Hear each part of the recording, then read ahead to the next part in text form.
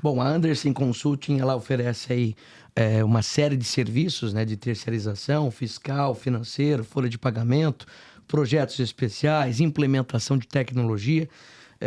Agora, eu gostaria que vocês contassem quando e como, né, a Anderson é procurada. Assim, as empresas, elas estão em qual necessidade, em qual momento da tua trajetória, né? Precisando mais do quê? O trabalho fiscal, financeiro, e como, de repente, às vezes, ela precisa um pouco de tudo, todos esses serviços. E como que vocês estabelecem uma prioridade de como atacar primeiro, em qual área vocês vão começar aquela atividade? Boa pergunta, Thiago. A gente costuma brincar aí nessa situação que você pode procurar ou pelo amor ou pela dor, né? Sim, sim. Então, tem empresários ou empresas, né, gestores de empresas que nos procuram porque tem uma ideia e querem desenvolver essa ideia, implantar, ver viabilidade, implantar. Então, ele não tem uma necessidade, vamos dizer, não está com uma dor específica. Então, vou dar alguns exemplos, né? Tem empresas, né, multinacionais, a gente atende praticamente todas as montadoras, grandes montadoras aqui no Brasil. Então, uma grande montadora, por exemplo, não precisa necessariamente de alguma coisa, tem estruturas internas que podem se resolver. Obviamente, ela pode ter uma consultoria, uma opinião, mas não tem, muitas vezes, uma necessidade latente. Mas, um exemplo, né, uma gestora de uma grande montadora me procurou no ano passado e falou assim, pô, Bieri, o PIS e COFINS vai acabar o ano que vem, né, com a reforma tributária.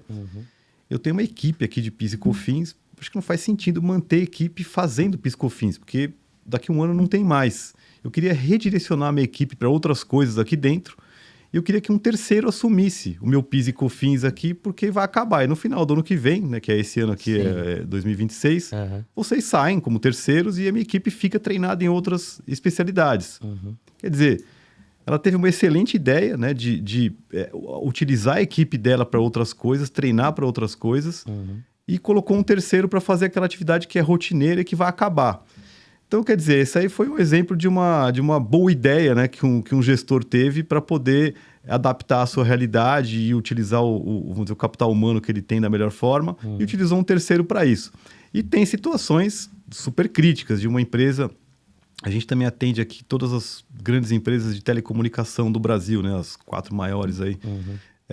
Então, uma delas, por exemplo, sofreu um auto de infração enorme, né, no municipal, por uma questão de imposto, né, municipal, e obviamente o auto de infração, depois de uma análise dela, estava com um erro, então que causaria um prejuízo para a empresa. Eles precisariam de um perito, né, para fazer um laudo para atestar aquele racional, né, que tinha sido aplicado incorretamente pelo município. E então precisava de alguém independente para poder fazer a análise. Então daí procurou a gente, aí nesse caso pela dor, para poder apoiá-los a resolver um problema prático, né? Sim, sim. Mas obviamente dentro desse espectro, né, de uma ideia que uma empresa tem, que ela quer implementar, ou de uma necessidade latente, a gente tem uma gama muito grande de serviços que a gente pode prestar.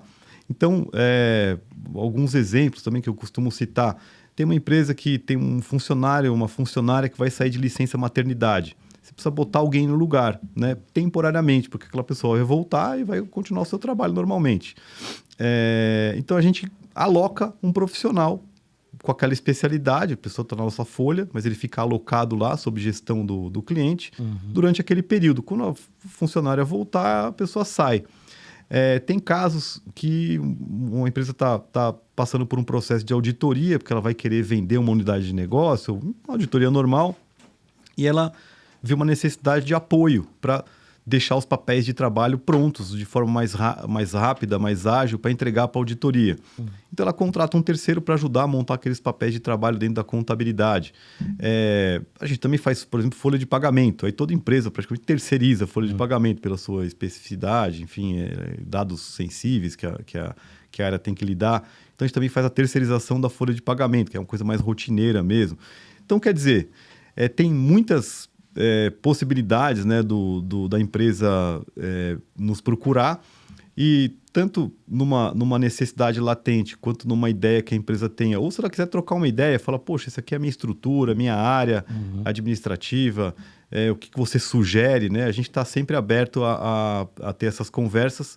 Na nossa unidade de negócio, na minha unidade de negócio, que é a parte realmente de terceirização, né? E essa parte consultiva mais operacional que a gente chama, esses bate-papos eles não são cobrados. Então, acontece bastante de a gente conversar com os clientes, ter lá umas reuniões estratégicas para poder ver a gente falar o que a gente está vendo no mercado e ver se a pessoa, se o gestor, ou se o empresário vê sentido naquelas atividades que a gente tem feito recentemente. E sai muita coisa boa, né? Sai muita coisa interessante dentro dessas conversas. Porque justamente a gente vende a implantação da solução e não a ideia, né? Sim. Então, é uma característica do nosso negócio também interessante, que pode fazer sentido para muitas empresas, muitos gestores aí. Nesse caso, né? Você voltando ainda a falar sobre como atuar, né?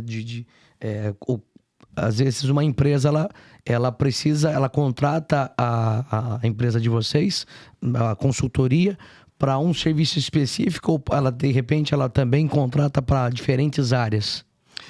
A gente atende multidisciplinarmente, né? Então, a minha área especificamente é a área mais administrativa, a gente atua na contabilidade, no financeiro, no fiscal, na folha de pagamento, dentro da área de tecnologia também. Mas na Andersen Brasil nós temos outras áreas importantes, por exemplo, logística, né? Então, a gente atua desde da consultoria para ampliação da malha logística, até tem casos recentes e famosos, né, de grandes livrarias que fecharam, né, pela questão aí de livros online, etc. Sim. A gente atuou na parte reversa, para poder fechar a empresa, onde ela deixa o centro de distribuição para atender poucas lojas, se uma loja não pode ser um centro de distribuição específico para aquela região. Então, a gente atua dentro da área de logística desde a ampliação do negócio até a restrição de um negócio, desde como você dispõe um produto numa prateleira para ser mais acessível, né, para fins de revenda, até realmente o cálculo logístico tributário que hoje existe. A gente trabalha também na parte de fusões e aquisições, trabalhamos como escritório de advocacia, né? A gente tem um escritório de advocacia aqui no Brasil, que atua full service também, dentro de todas as áreas do direito. Então, realmente é uma gama grande de atuação e hoje tem, vamos dizer, nas empresas tem muito usual estruturas matriciais, né? Então, por exemplo, a área tributária está junto do comercial para verificar se o fornecedor está aplicando a correta tributação na compra daquele produto que vai ser revendido. Então, você tem uma atuação dentro da área comercial e da área tributária. Então, muitas vezes a gente está atuando na empresa numa área específica e a gente tem que chamar um colega de outra área para poder deixar o serviço completo o melhor possível para o cliente. Isso que é legal, né? O fato da Andersen ter vários braços, vários parceiros, né?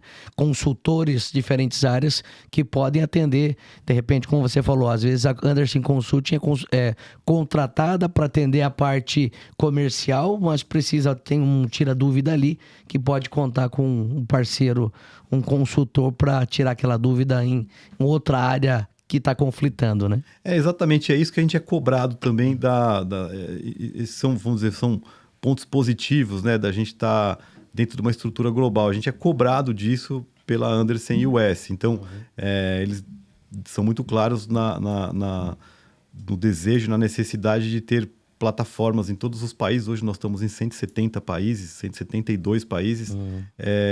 E a ideia é que em cada país haja uma plataforma que eles chamam de One Stop Shop. Ou seja, você entra e você consegue comprar tudo que você precisa.